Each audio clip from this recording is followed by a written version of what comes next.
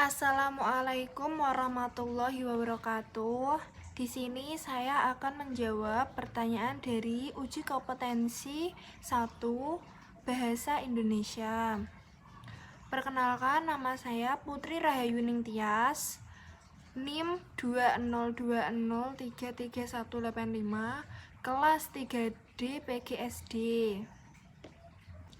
Nomor 1, jelaskan berdasarkan temuan mahasiswa di lapangan, faktor apa saja yang menyebabkan terjadinya kesalahan penulisan ejaan. Berikan contoh kesalahan ejaan yang sering muncul. Temuan di lapangan banyak menemui penulisan ejaan yang salah. Contohnya di spanduk pedagang yang berjualan terdapat kata sambel. Yang benar yaitu baku kata sambal, dan selanjutnya ada kata telur. Yang benar itu telur.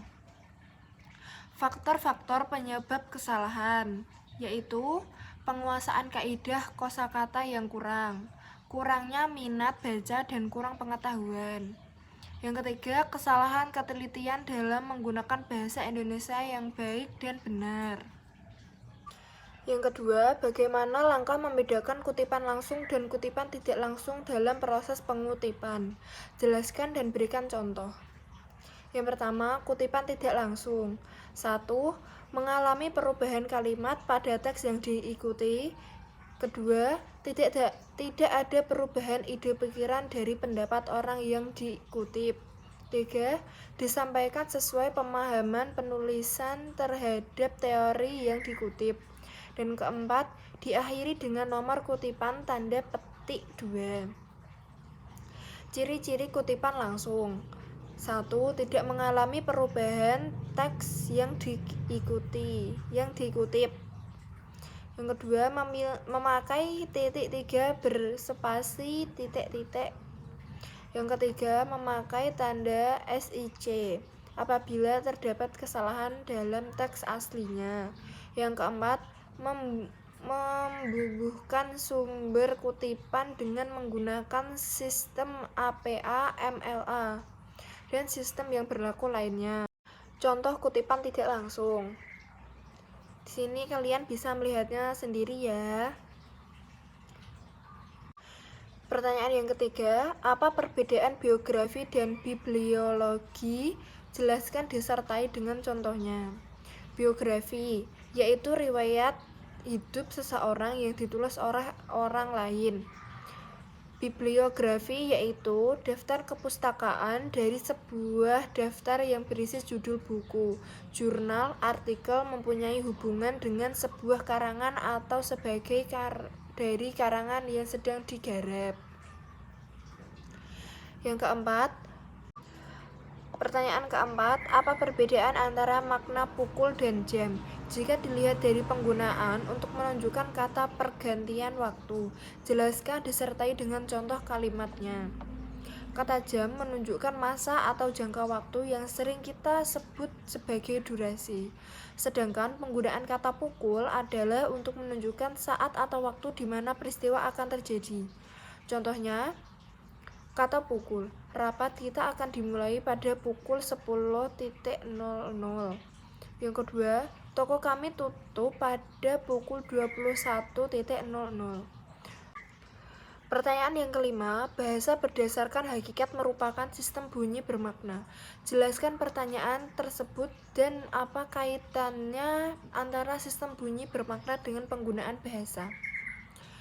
Bahasa adalah sistem lambang bunyi yang digunakan oleh manusia untuk bekerja sama, berkomunikasi, dan mengidentifikasi diri merupakan susunan kumpulan dari lambang-lambang bunyi, seperti A, B, C, D, E, dan seterusnya. Dinyatakan dengan sistem karena lambang-lambang bunyi tersebut disusun berdasarkan pola kebahasaan yang telah disepakati oleh masyarakat sehingga mempunyai makna. Pertanyaan yang keenam, mengapa sering terjadi kesalahan penulisan tanda koma? Jelaskan disertai 5 contoh dan pembenarannya. Tanda koma sering disalahkan pada kondisi sebagai berikut. 1. Pemisah unsur rincian kalimat yang biasanya diikuti kata hubung, koma sebelumnya tetap diberikan tanda koma. Yang kedua, pemisah antara anak kalimat yang mendahului induk kalimat. Tidak berlaku bila kalimat yang mendahului anak kalimat. Contoh yang kalimat benar, aku hanya membawa buku, tas, dan pensil. Contoh salah, aku hanya membawa buku, tas, dan pensil. Pertanyaan yang ketujuh, apa perbedaan makna tanda titik dua dengan titik koma? Jelaskan disertai dua contoh penggunaan tanda koma yang benar. Tanda titik dua, pada berdasarkan tanda titik dua banyak digunakan untuk menjelaskan perincian. Akan tetapi secara teknis terdapat beberapa perbedaan mendasar. Tanda titik dua tidak bisa menjadi konjungsi, tetapi digunakan sebagai akhir pernyataan lengkap yang diikuti. Contoh, mereka memerlukan perabotan rumah tangga, kursi, meja, dan lemari. Hanya ada dua pilihan bagi para pejuang kemerdekaan, hidup atau mati.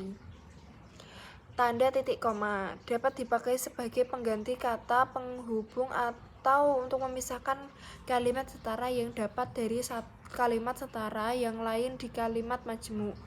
Misalnya, contoh, hari sudah malam, anak-anak masih membaca buku. Pertanyaan yang ke-8, jelaskan mengapa sering terjadi kesalahan penulisan huruf miring. Berikan contoh kesalahan tersebut dengan disertai dengan pembenarannya. Kesalahan dalam penulisan huruf miring tidak semesta-mesta hanya karena kurangnya pemahaman mengenai ejaan dalam bahasa Indonesia. Akan tetapi, bisa jadi karena kurang teliti dalam penulisannya. Bisa jadi seorang penulis kurang fokus atau konsentrasi dalam penulisan tersebut. Contoh, tulisan Sujiwo Tejo sering dimuat di koran Jawa Pos. Tidak ada kata yang bermiring. Dan yang benar yaitu, tulisan Sujiwo Tejo sering dimuat di koran Jawa Pos. Jawa Pos itu tulisannya miring. Selanjutnya, artikel saya dimuat di jurnal Widya Parwa. Dan yang benar yaitu, artikel saya dimuat di media jurnal Widya Parwa. Pertanyaan yang ke-9, jelaskan bentuk kesalahan penulisan konsonan dan vokal pada saat karya tulis ilmiah. Berikan contoh kesalahan tersebut disertai dengan pembenarannya. Kesalahan biasanya ditulis huruf konsonan dan vokal biasanya dipengaruhi oleh kata baku dan tidak baku, adanya pengurangan kata, serta adanya penambahan kata. Contoh, kesalahan huruf vokal. Hakikat, yang benar yaitu hakikat, dan ada praktek, yang benar itu praktik. Dan contoh kesalahan huruf konsonan, yang benar zaman itu zaman, zaman itu yang benar zaman. Terus ada teknik, yang benar itu teknik. Terima kasih untuk penjelasannya saya ucapkan. Semoga bisa dipahami. Sampai jumpa. Wassalamualaikum warahmatullahi wabarakatuh.